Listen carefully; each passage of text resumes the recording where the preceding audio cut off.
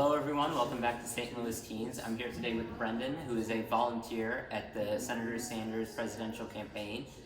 Brendan, could you tell us a little bit about yourself and how you got involved with this campaign? Definitely. Well, thank you so much for interviewing me, Sri. My name's Brendan. I am a volunteer. I've been actually volunteering with progressive candidates since 2015. I'm 27, and the reason that I am so involved in this work is because I see that so many young people, friends of mine, classmates of mine, are feeling really hopeless about the future, and are feeling like we have so many big issues bearing down on us, like climate change and seeing our democracy itself being torn apart in front of our eyes. Worried about student debt and healthcare debt and whether they're ever going to be able to pay off those and buy a house and have a family and live the quality of life that our parents lived, and that seemed to be kind of the American dream, or the promise of America middle class. And they're worried about whether they'll ever be able to do those things, and some of them are honestly wondering if it's worth living past 40. And I have friends who cope with that with alcohol and drugs, and I've also lost friends this year to suicide, and it breaks my heart. Every time. It tears me apart every day to see that much potential that's being wasted because we're told that this is the best that we can have. The best that we are allowed to have is what corporate America is willing to give us. And I'm tired of it. So I'm demanding my right to a future that's better for all of us. And I think Bernie's platform is the only one that really addresses all of the issues in a way that I think is aggressive enough for the scale of them, and also shows how they're all connected. We can't just focus on one here and not focus on another here. They're all interrelated, and we need to be fighting on all these fronts at the same time. Well, yeah, and I think, you hit on a lot of things. I think that one of the biggest things that, teenagers, and not just teenagers, a lot of people are really concerned about is climate change. It's a really pressing issue. And I know Senator Sanders has vowed to, reduce carbon emissions and make the United States completely carbon emission free, at least at the very latest by 2050. And I think this is, an incredible plan. And I think a large concern is exactly how we'll be able to achieve this plan. It's a really important thing. So the senator's plan is, so he has a climate plan, and also there's the Green New Deal. There's kind of two parts to it. And I apologize in advance. I'm going to speak from the best of my knowledge off the top of my head. And so I always encourage people to go back and reference the website berniesanders.com/issues to make sure that they're reading about everything more in depth. But as far as I understand it, Bernie's plan is to become carbon neutral by 2030, because that is what climate scientists have told us is necessary in order to avert the worst effects of climate change, which would be a catastrophic tipping point that creates a chain reaction of events causing climatic change that will create massive weather pattern shifts and massive biodiversity loss. Yeah. So 2030 is kind of the deadline climate scientists set for us.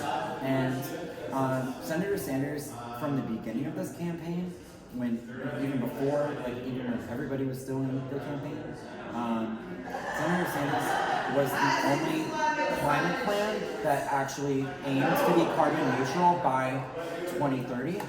And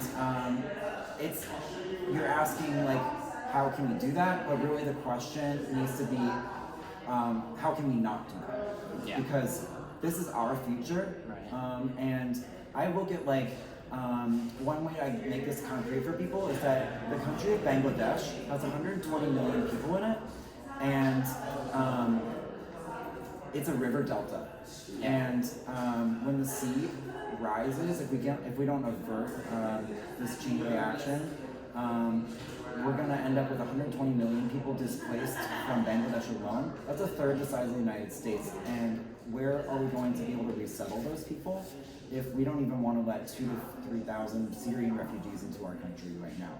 So, that makes it very concrete for me. And thinking about the human cost of climate change, in addition to the ecological cost, and all of the social issues we'll have to deal with because of that. So To me, it's not a question of how we accomplish it. It's a question of like, how can we not accomplish it? And so we're gonna get it done. The Green New Deal is sort of talks more about how we're gonna get it done, and that's the plan for making our entire energy, our grid, our power grid, carbon neutral with renewable energy by 2030, and in the process creating millions of good-paying union jobs to do it. And a just transition for current like fossil fuel workers, retraining them into like solar panel and wind power, so that nobody's getting left behind, and we're actually creating more like energy autonomy for communities. All right. And I know you sort of talked about creating new jobs, and I think one thing that Senator Sanders has, lobbied forever was sort of the various income gaps that exist even within one singular business between, the CEO and the median pay. And he has talked about, reducing that gap to make sure that, workers are compensated the same or to a better level than what they already are. So what are the various economical benefits and economic growth that such change would be able to spur? Sure. So right now you have this massive concentration of wealth in the top 1%. And we are underpaying workers for sure, and one factor I point out is that since 2008 and the supposed recovery of our economy from the 2008 crash, there hasn't been an increase in wages, statistically speaking, for the bottom 99% of people. I'm sorry, bottom 90% of people, but the top 10% of people since 2008 have seen their wealth grow by several $1 trillion. Yeah. And actually, the 2008 crash wiped out a lot of the family wealth of Black and brown families, and actually set a lot of people of color back several generations into generational wealth. And whereas the top 10% has seen this increase, and a lot of that is because the growth in our economy has only been in stock market speculation, and none of it is based on real productivity gains. And that's why you see how fragile it is even now with coronavirus and the big drop in our market today. And so Bernie is talking about good paying jobs, union jobs, making things in America, stopping bad trade deals so that we're actually doing things like making the solar panels we need to transition our economy here in America with union paid jobs, and good benefits for people, good wages for people, living wages for people, raising the minimum wage, a $15 minimum wage at least. If minimum wage had kept pace with inflation since we started the minimum wage in 1965, the current minimum wage should be $22 an hour. And we never tied it to inflation, and that was a mistake in 1965, and we haven't corrected for it yet. And so that's a big reason you see this income inequality gap and this wealth gap. And so Senator Sanders has talked about we need to increase the minimum wage, and then we also need to do things like cancel student debt, because one of the things we pointed out is that if we cancel student debt, we close the Black wealth gap from 12 to 1 to 5 to 1 compared to white families. Because Black women carry more student debt than any other group in this country. Yeah, and I think, it's always important to sort of, reduce out the inequality as much as possible. I know you definitely mentioned, the coronavirus, and, it's a big thing right now. And if Senator Sanders was the president, if it was President Sanders, how would he have managed this, coronavirus situation differently, and what precautions would he have had in place in order to prevent, something like the coronavirus from growing to such a large magnitude? Yeah, I think two key policies on a structural level would have prevented this from becoming a public health outbreak in the first place in America. One being Medicare for all, having everybody have access to health care and not being worried about the cost of it. I mean, currently we have people worried about whether they should go get tested for coronavirus because they've heard rumors that they might end up getting charged thousands of dollars just to get a test. Yeah. And so now you have a situation in which people are scared to go get a test So we might be having people going back to work infecting people. So Medicare for All would be the first logical step in actually like preventing pandemic for Right. the future. Yeah.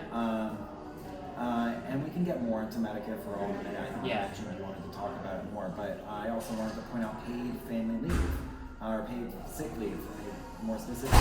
So, paid sick leave. And right now I'm a restaurant server, and so I'm both on the like the front lines of receiving coronavirus from someone, as well as possibly transmitting it to someone.